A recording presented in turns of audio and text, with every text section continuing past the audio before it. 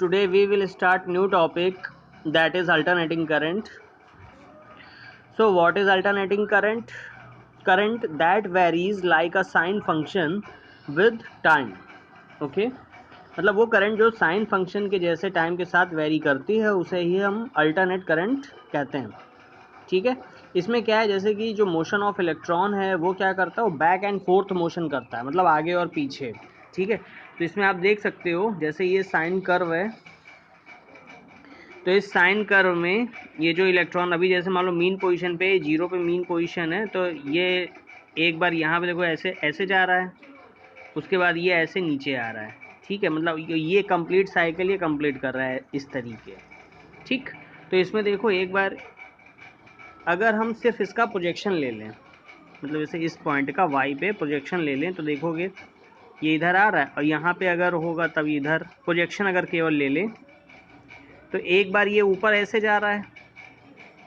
ठीक, तो जब यहाँ से प्रोजेक्शन लेंगे तब वो नीचे आ रहा होगा, फिर यहाँ पे आएगा, फिर जब वो यहाँ पे आएगा तो ये हो गया।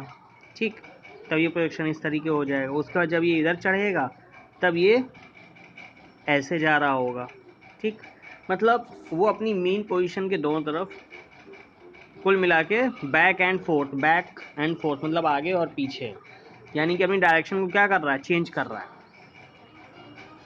डायरेक्शन एक बार ये ऐसे जा रहा है और फिर एक बार ये ऐसे जा रहा है, फिर ये ऐसे जा रहा है, फिर ऐसे जा रहा है।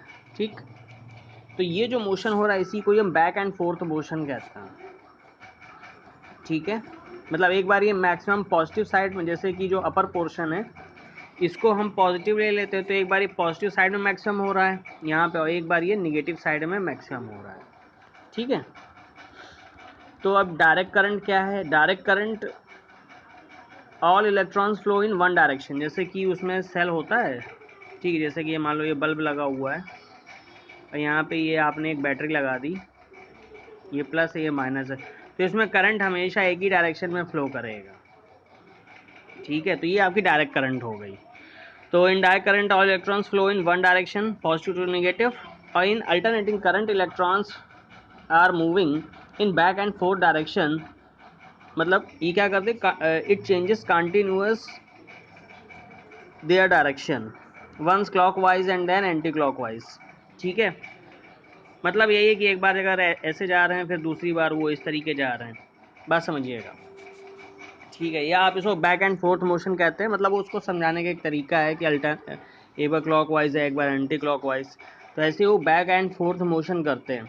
मीन्स हर एक जो अल्टरनेटिंग करंट में क्या होता है, इलेक्ट्रॉन्स की डायरेक्शन जो होती है चेंज होती रहती है हर एक फ्रिक्वेंसी पे। 2 मिनट अभी है। और जो डायरेक्ट करंट होती है उसमें चेंज नहीं होती, उसमें एक सिंगल डायरेक्शन में ही करंट फ्लो करती है। ठीक है,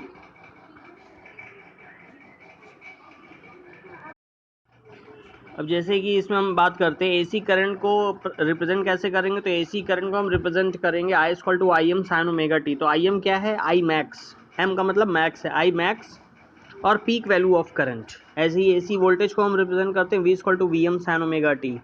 तो वी एम क्या है, वी मैक्स। ठीक है, अब जैसे ये देखो ये ग्राफ में जैसे साइन कर्व का जो पीक है वहाँ पे जो पीक पॉइंट पे जो वैल्यू हमें मिल रही है वो आई एम है। ठीक है, यानी आई मैक्स। और नीचे जो आप देखेंगे नीचे की तरफ जो पीक मिल रहा है वो आपकी माइनस आई एम है। ठीक है, अब ए सी वर्सेस डी सी, अच्छा इसकी एक डिफिनीशन।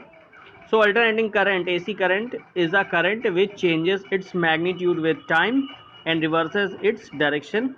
Okay, और इसका रिप्रेजेंटेशन कैसे होगा, I equal to I M sine omega T. मतलब अल्टरनेटिंग करंट क्या है, जो कि अपने मैग्नीट्यूड को कंटिन्यूसली टाइम के साथ चेंज करती है और अपनी डायरेक्शन को रिवर्स करती रहती है, चेंज करती रहती है।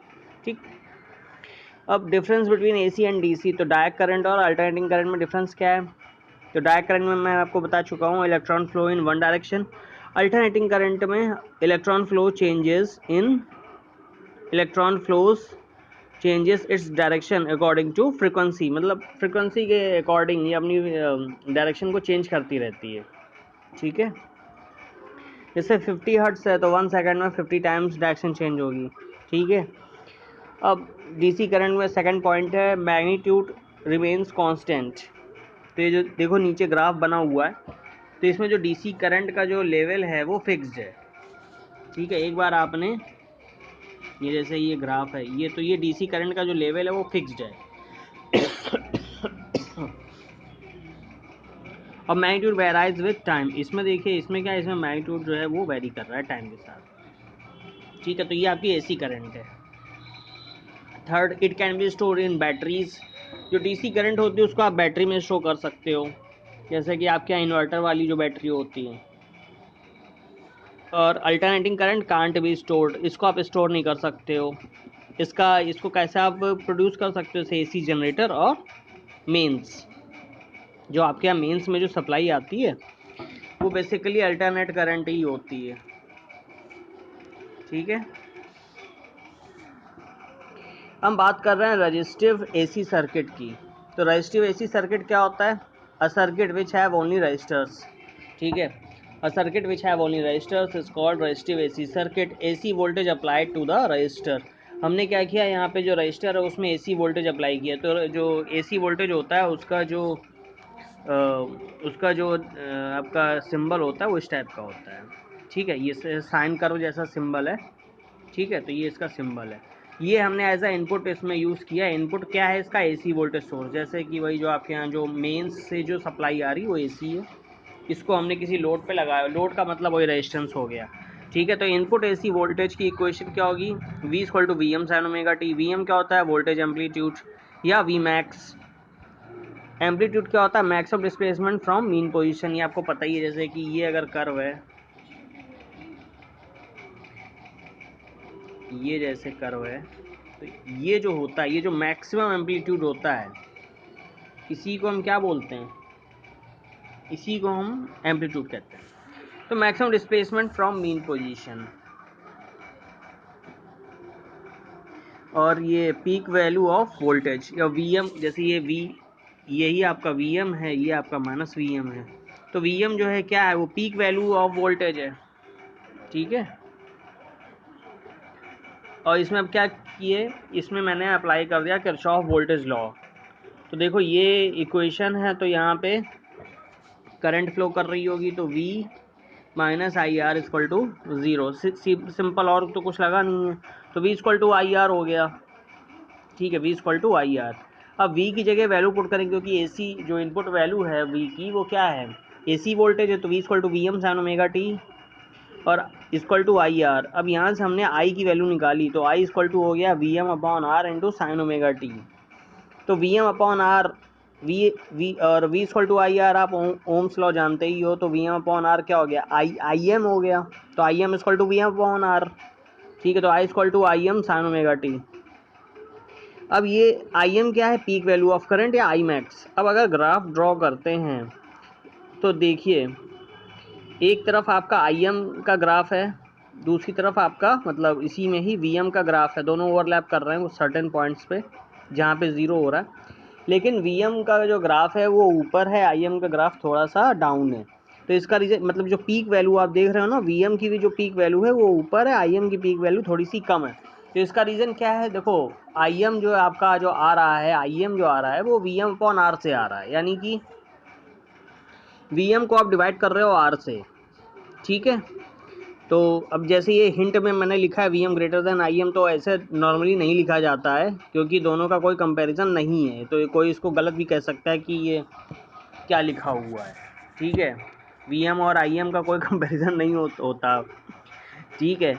लेकिन मैंने हिंट के लिए आपको बताया, क्योंकि जो चीज़ देखो जो बड़ी होती है वो ऊपर होती है, ये समझ लो। तो क्योंकि I M equal to V M upon R, ये फंडामेंटली रॉन्ग है, लेकिन ये मैंने हिंट के पर्पज़ से लिखा है, इसको आपको कहीं यूज़ नहीं करना है, ठीक है। तो I M equal to V M upon R, तो ये आपको समझ में आ ही गया। वी एम जो है वो बिगर है, तो वी एम क्या होगा? वी एम ऊपर होगा, वी एम का पीक ऊपर होगा, आई एम का पीक थोड़ा सा नीचे होगा, ठीक है। बाकी साइन कर्व है तो साइन जीरो पे वैल्यू जीरो ही आएगी, पाई पे वैल्यू जीरो ही होगी, टू पाई पे भी वैल्यू जीरो ही होगी, ठीक है। अब इसमें क्या होता है? Average voltage and currents are in phase with each other. देखो वोल्टेज एंड करंट क्या है? ये इन फेज का मतलब दोनों साथ साथ घट बढ़ रहे हैं। जब वो जीरो है तब v जीरो है, तब i जीरो है। जब v पीक पे है तो i भी पीक पे है। ठीक है, साथ साथ ही वेरिएशन हो रहा है। जब वो निगेटिव तो वो भी निगेटिव। और average current over a complete cycle is zero. Average current over a complete cycle is zero का मतलब क्या है? एक कंप्लीट साइकिल का मतलब क्या होता है? यहाँ से आप गए, यहाँ से ऐसे आ गए, ये कंप्लीट साइकिल है। ठीक है, मतलब तो इधर प्लस इधर माइनस, तो एक कंप्लीट साइकिल में जितना प्लस ऊपर है उतना ही प्लस माइनस नीचे है, तो ये प्लस और माइनस क्या हो गया? जीरो हो गए। ठीक है, तो average voltage over a complete cycle is zero. तो इसका, और अगर वोल्टेज के टर्म्स में निकालेंगे तो ये भी आपका जितना इधर प्लस उतना इधर माइनस, तो ये भी आपका क्या हो जाएगा? जीरो। ठीक है, तो ये बात समझ में आ ही रही होगी।